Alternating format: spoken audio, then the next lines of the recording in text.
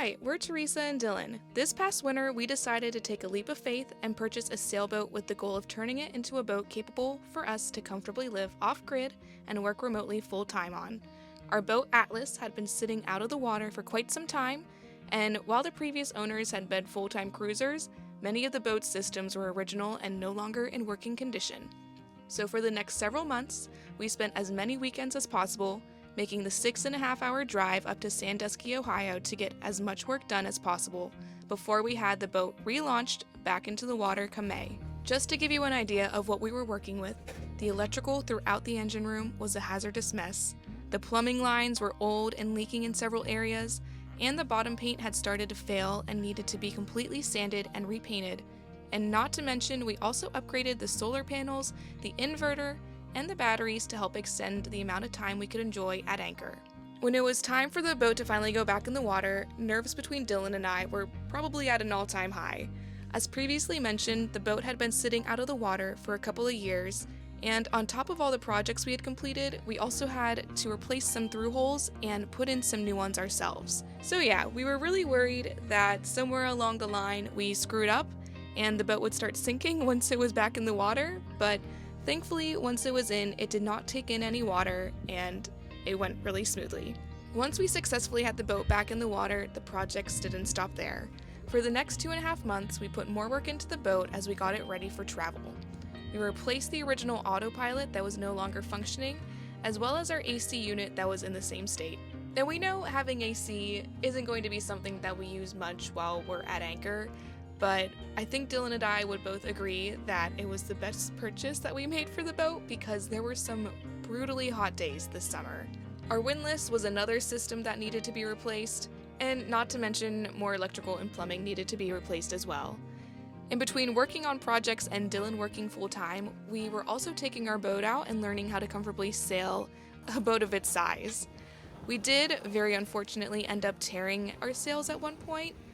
We knew that they were near the end of their lifespan, but we were hoping to at least get one season out of them before having to purchase new ones. That was not the case though. We were lucky enough to have a friend lend us his sewing machine so we could at least repair the old sails while we waited for the new ones to arrive. And needless to say, it was a couple of hectic months, but some great months at that because we really looked out on how great of a spot Sandusky was, and we met a lot of awesome people at the marina we were staying at. But finally, after several months of projects, closing on our home, selling our car, moving our pets on board, and getting the new sails on, we were finally ready to set sail and start our journey. What exactly does our journey look like? Well, we plan to leave Sandusky, Ohio, and make our way down to the Chesapeake Bay, starting off by sailing across Lake Erie to Buffalo, New York, where we'll then have our mast pulled so that we can take our boat across the Erie Canal through New York State, and then down the Hudson through New York City, and then once we're in the Delaware Bay, we'll make our way through the C&D Canal and into the Chesapeake Bay.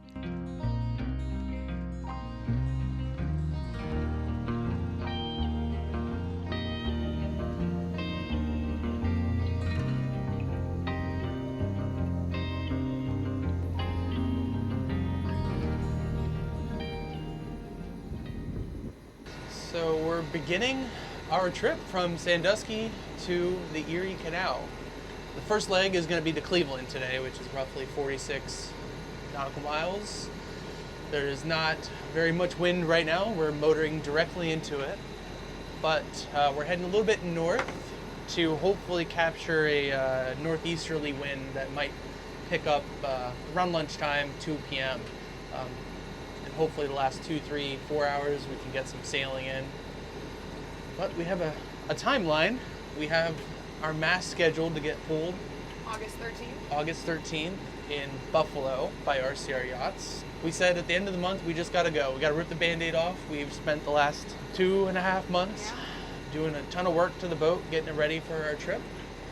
It's kind of where we're at now. Yeah, I think our major goal is, or not our major goal, but our goal for this trip is to get to Cleveland, then Geneva-on-the-Lake as a stopover, and then right to Presque Isle. And then there's a nice big bay there. It's a state park, and it seems like there's some pretty cool area to go explore. Got the new sails on, and we're just impatiently waiting for the wind.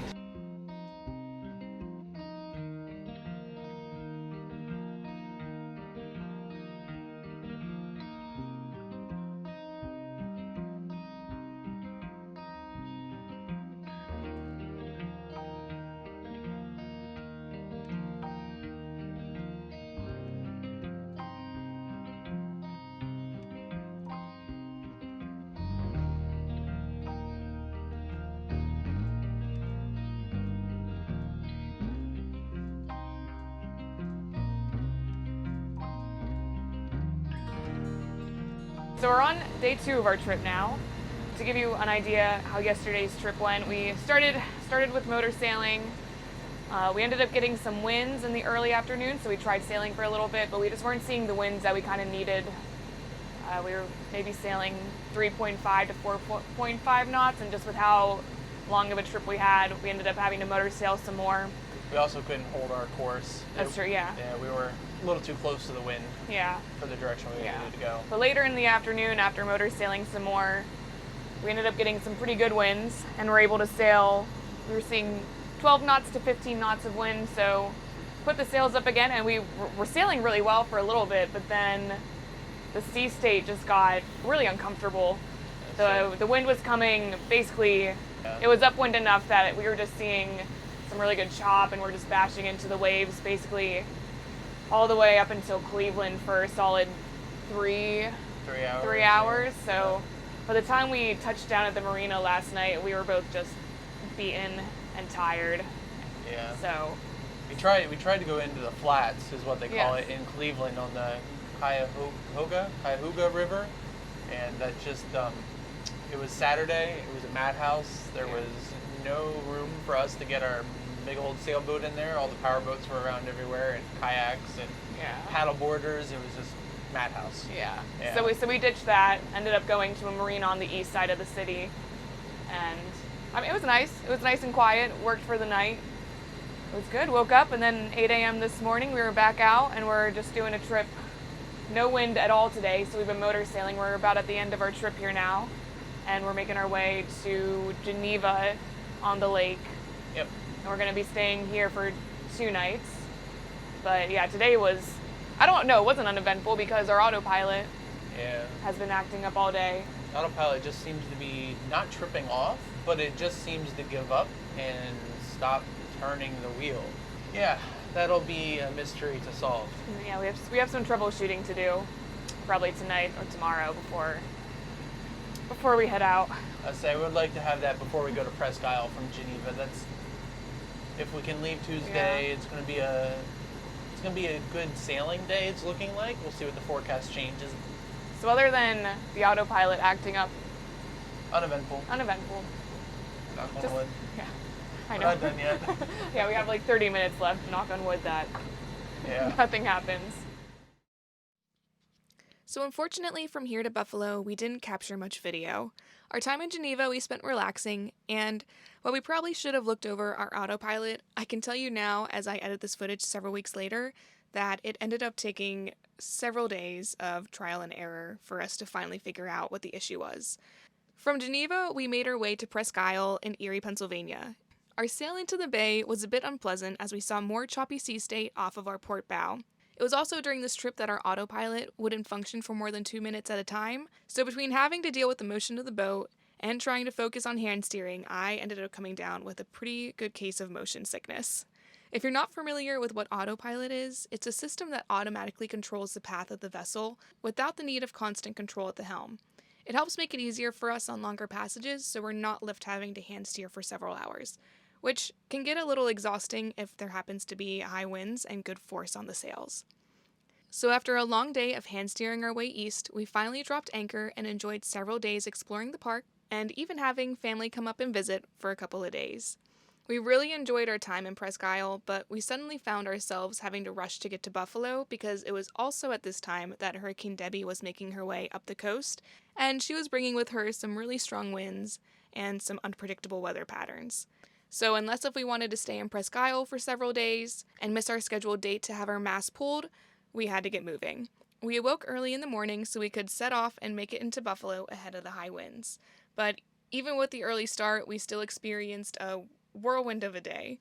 One moment we'd be bashing into waves with wind sustaining over 20 knots, and then the next we'd have clear skies and calm waters. And this went on for the entire duration of our trip. This was our longest sail yet. We traveled 70 nautical miles for a duration of 11 and a half hours.